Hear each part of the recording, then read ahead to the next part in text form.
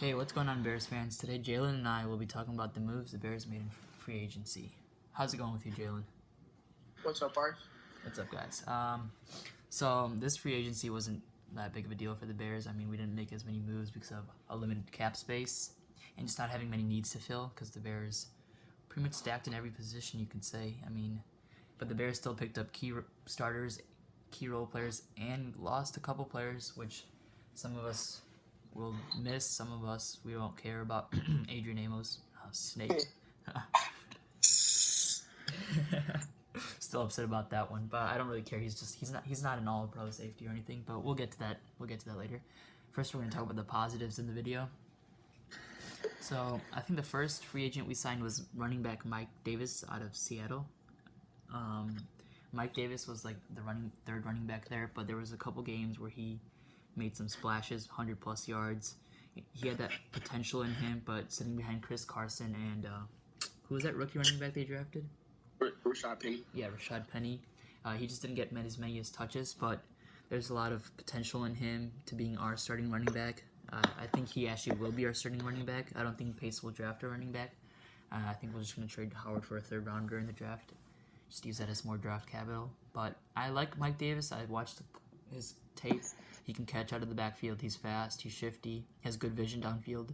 And he can run through some tight spaces. What do you think about Mike Davis? Definitely think he's gonna. I think he came in to replace Benny Cunningham's spot. That's why I think when as soon as we signed him, Tariq posted that video of a dude crying. I'm thinking he's gonna replace Benny or Tukwamazelle, but I don't see him being our starting running back.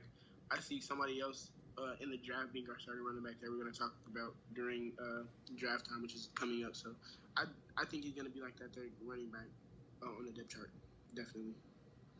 Yeah, I mean, he could either be that or a starter. That should be interesting. But it should be interesting what Nagy could do with him, especially because he's versatile and Nagy loves to do his shifty, crazy stuff, you could say. I mean, it's fun to watch. And it can be really interesting to see what formations he can do, maybe T formations with him. So it'll be interesting what Nagy can do with him and how Mike Davis can pick it up, maybe with a more of an important role in the offense. Another signing we made was with Buster Skrine, a nickel cornerback out of New York Jets. I think this was a pretty cheap deal too. It was $5 million per year for 2 years, and he's had his ups and downs. You know, there's times when he's super aggressive, which leads to him getting called for a lot of penalties. But there's times when his aggressiveness pays off, and he can get picks, passes defended. He plays well, but this was definitely a head scratching signing, especially because we've had to let our fan favorite Bryce Callahan go for this one, which was something we were all disappointed about because we loved Bryce in Chicago. But I mean, Buster Skrine, Nagy said earlier in the year when we were playing the Jets that he thought he was one of the best nickel cornerbacks, so that probably weighed into this decision, and his aggressiveness, which probably made Chuck Pagano even more, you could say, wanting this player because Chuck Pagano loves aggressive defensive backs, especially because he was a defensive backs coach when he first got into the league. So I feel like this could be a very important position for the Bears, especially because of Chuck loving to have those nickel sets, and he could probably just groom Buster to become even a better corner. But he's also 30 years old, so it goes up and down. Let's see what Jaylen's got to say about him. Most of y'all, well, not most of y'all, but like anybody that asked me about how I felt about this signing, I was definitely disappointed in it. I knew he wasn't that good of a corner, or he wasn't that great of a corner with the New York Jets that he was with the Cleveland Browns. He was very, like I said, he was very aggressive, but he did allow a lot of PI penalties.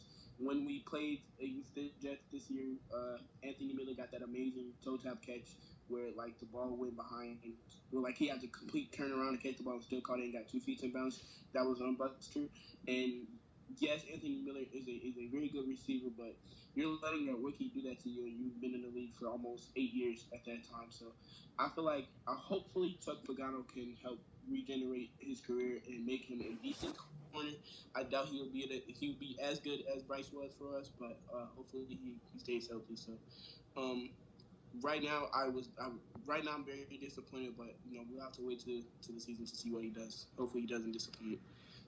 You said an interesting thing that caught my attention was healthy. Buster has been able to stay healthy I think his whole entire career, well compared to Bryce, who's been hurt almost every single year. So that's probably something that kind of motivated Ryan Pace to not paying Callahan is 7 million per year and just give Buster a pretty nice contract for a cheaper deal and save some cap space for the Bears, especially because we got a big free agency coming up in 2 years with a lot of key players.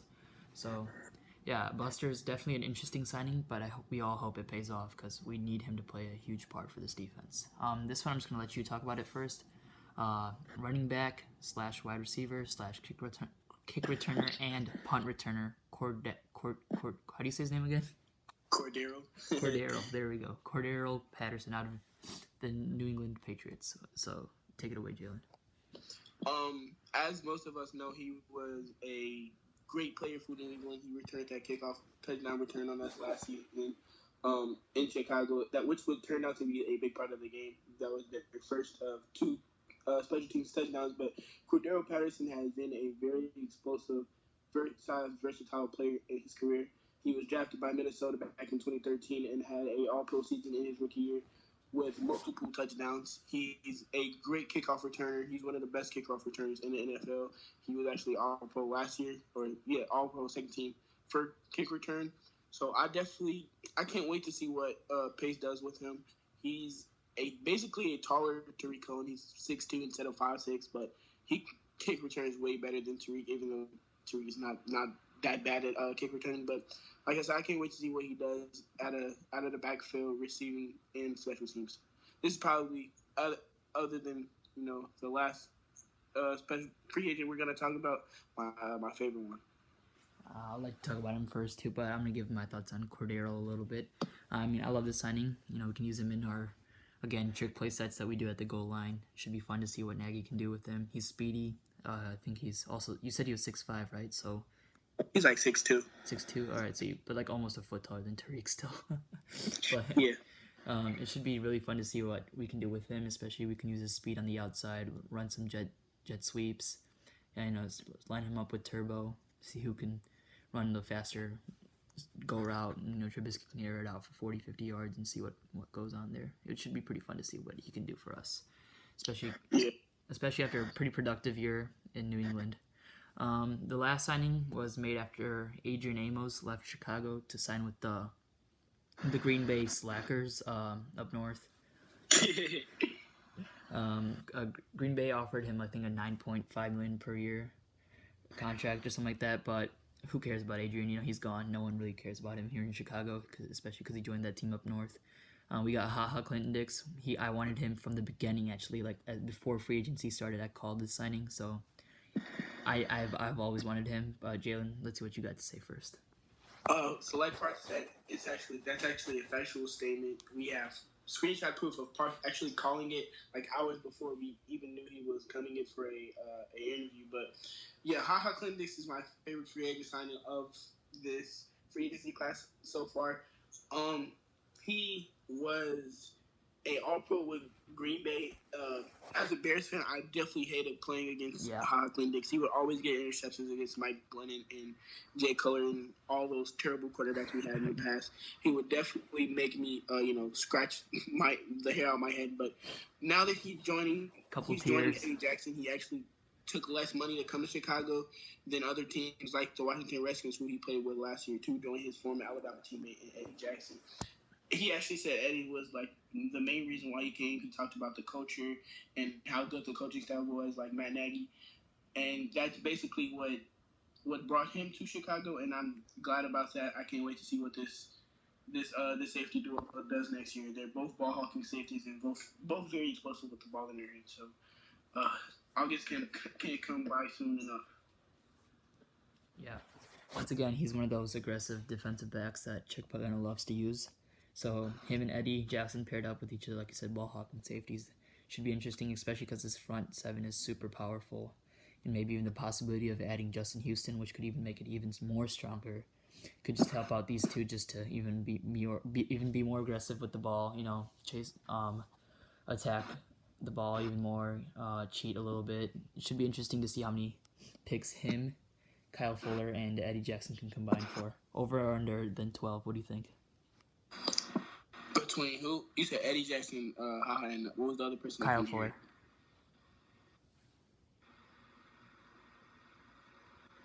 Hello? Yeah, Kyle Fuller. Oh, definitely. I'm going to go with over. Eddie and Kyle Fuller combined with 13 picks last year. And at another ball hog, I definitely see them going over 12. So that's what I'm going to go. Yeah, I think they can combine for maybe like 20. You never know with this. I would love 20, but we'll see what goes on during the season. But yeah, let's talk about Justin Houston a little bit. Even though he's not on the team yet, we haven't even set up an interview or anything. But what do you think about him and fitting into this defense? Well, last year in a terrible defense, he was a rotational player and still managed to get 9 sacks at 30 years old. Or 29 when the season begins. So I definitely want to see him brought in for at least an interview where he could use the rotational help to make sure Floyd's not always in the field, because last year when Floyd was put into coverage, it wasn't very great. And I don't know I don't know that's because like he's 6'6", but he's very fast. But I wouldn't want him seeing the cover. I don't want him put into coverage anymore. But that can definitely give us rotational help. We already have a great front seven, and adding a person like Justin Houston, who's a former All-Pro, can be very great for this defense. Yeah, I've always loved how Justin Houston's played him. He had 9 sacks last year, which would be the second most on our team. And pairing him up with Floyd and Khalil Mack, that would be, and Akeem Hicks. You can't forget about him. It would be pretty scary for the opposing quarterback. I feel even bad for Aaron Rodgers and Kirk Cousins and Matthew Stafford. Playing them twice a year just doesn't seem fun at all. But I really want Justin Houston on the team, especially because I heard he's looking for a cheap deal. It doesn't matter to him. He just wants to go out and win. So if the Bears can bring him on for maybe like a 2-year, $7-8 million contract, it would probably be one of my favorite signings of free agency. Also, just because of how explosive he can be, and anyone can look good besides Khalil Mack, so I feel like he could even be more productive than he was on the Chiefs last year. So signing Justin Houston would be a big part to this defense. Now let's talk about the people that we've cut or just like that have left us. Cody Parkey. But he left. I totally didn't care. Cody Parkey, man, I have no words for this man. Just stay as far as away from Chicago. And I heard Minnesota's interested in him though, which just I no words for that. Round of applause to them. I hope they sign him and he double dunks the game winner against the Bears. I would love to see that. That would be hilarious. Man, I hate saying that I don't like him, but I really don't like that man. He's ruined a lot of nights for me. But moving on, Bryce Callahan, like we said, we both were kind of disappointed in Pace for not bringing him back. But I trust Pace with my whole entire heart. I don't know about you. Yeah, definitely. It was definitely sad. As soon as we signed Buster, I knew that meant Bryce was gone. So that definitely hit home for me. He was an undrafted free agent back in 2015 and had to work his way to get on this roster, and definitely showed out. But sadly, he couldn't stay healthy, and that's the main reason why Pace didn't re-sign him, because of his health. Yeah, exactly. I mean, Bryce, we wish you the best luck in Denver. Hope you have a great time with Vic there. And they also come here in Chicago, I think. Yeah, we play the Broncos next year. Yeah. So when we play you, don't do Mitch too bad. Yeah, let Mitch live a little. I hope like Turbo or like Cordero burns him for a touchdown. That'd be pretty fun. And going on to Adrian Amos, what do you have to say about him? Well, I was definitely upset when I found out that he was going to the Packers. I knew we weren't going to re-sign him. But to the Packers, like, come on, bro. But I'm not gonna say racist remarks towards you, like I'm 24/7 Bears. But I don't wish you the best of luck. But you got your back, so congratulations, you got paid. Yeah, exactly. I mean, I'm kind of disappointed in him. But, he got his money, so that's like the first thing players look for these days. But he's going to lose out on a ring, let's just say that. Definitely. But, yeah, wish him nothing but the best. And I'm not going to be one of those like complainers and say like I hope you get hurt or anything, because he definitely was a pretty solid player for the Bears, and he did a lot of good work the last couple seasons. Even though Eddie Jackson's better than him. Who else left the squad? Oh, Aaron Lynch. I think he's gonna leave for sure. I mean, he's had like 4 interviews the last 4 days. So I mean, he had 3 sacks last year. Filled in for Khalil Mack the 2 games when Khalil Mack was hurt. He didn't play too bad at all. I thought it was fun. It was good watching Aaron Lynch coming back to form, especially after a couple rough years without Vic in San Francisco. And I wish him nothing but the best if he leaves. He's gonna get his money. He deserves it. What do you have to say about Aaron Lynch? Aaron Lynch was definitely one of my favorite rotational players.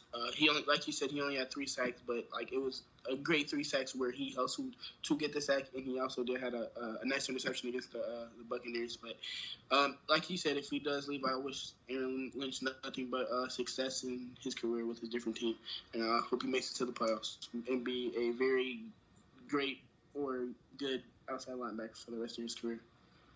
Yeah, exactly. And then do you remember any other players that left us?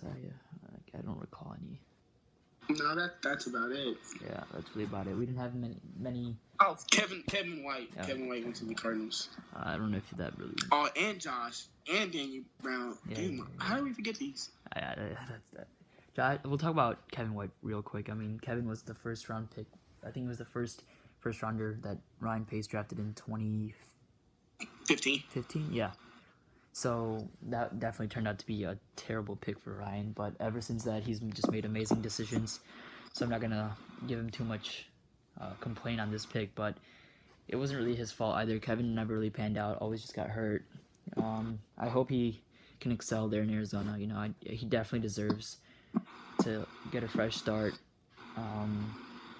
Hope he can put up some big numbers, because I really loved him as a person. I went to training camp one year and I just saw him hanging out there. He just seemed like a really good dude, and I wish him nothing but the best for his career, especially with Josh Rosen or Kyler Murray in Arizona. Maybe you never know what goes on there. Same here.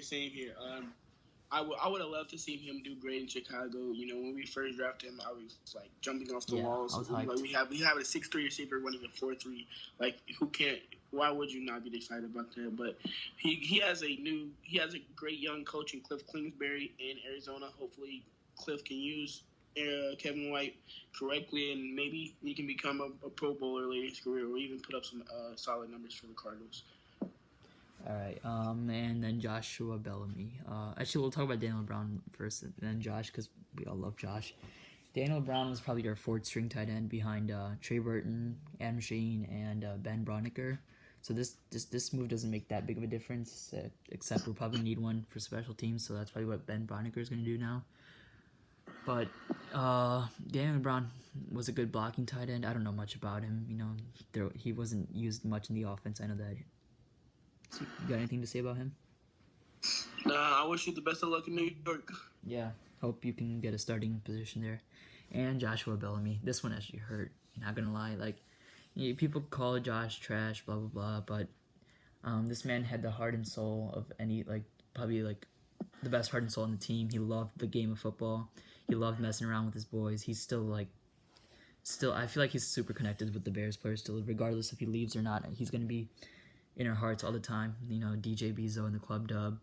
We loved him. He's have you heard his rap songs yet or no? Yeah, of course. He be spitting. He be spitting, bro. He got bars. Not gonna lie, but definitely gonna miss him.